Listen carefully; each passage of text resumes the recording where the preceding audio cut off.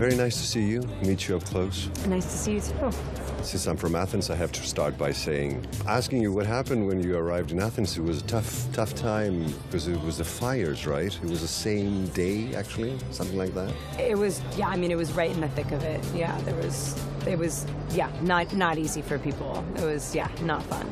Yeah. How was the shooting in Athens? Other than that, which was just awful and so sad to whatever, be around. We had a great time. It was such a beautiful place to be for a short period, and you know, the movie is hot, and so it was nice to be in such, it was, you know, obviously it's very hot there at that time of year.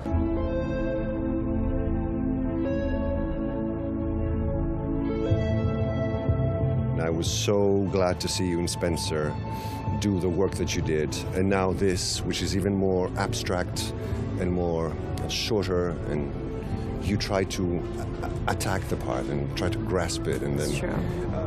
How would you describe the character, Timlin?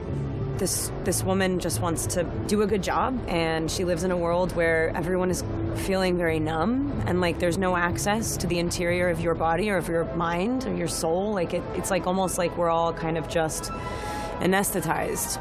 Yeah. And because I have so few scenes in the movie, it's like the first time you see her, she is completely on lock. And there's this like, not gradual, but really sort of radical opening up of this person. Yeah, being like fully obsessed with this guy who makes this evocative material and just losing my mind over it.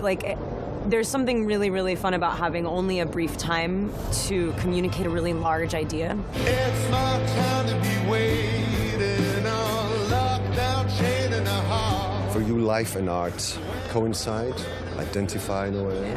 There's a... I don't know, there's people who, you know, discriminate the two and say, well, that's my job and that's my life. Yeah, yeah. But what about you?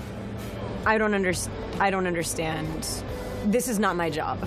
I mean, I guess this part is my job, but not in Cannes necessarily. This is what you're paid for. Yeah, exactly. There's no way to hide yourself in an interesting way. I think it's always really obvious when people hide behind characters or play people so outside of themselves that there's a disconnect from their own lives. Penelope Cruz said something that was one of the coolest. She was doing an interview sort of near me, and she said that as she gets, every year she gets older, and the more that she knows herself, the deeper she can go in her work. And that's obvious, but what she was saying is the more that they cross over, the deeper she can go in her work. And the closer she keeps her real life, every personal detail, you can, that's who you are. I have memories of scenes that I've done that feel like my life, and then I think about them and I'm like, oh wait, that was in a movie. Like that's for me the only way to do things. I don't want to watch someone do a good job and like, you know, hit the mark or cry in the perfect moment. I'm like, I want to watch you shock yourself. Yeah, and that's what I do watching you.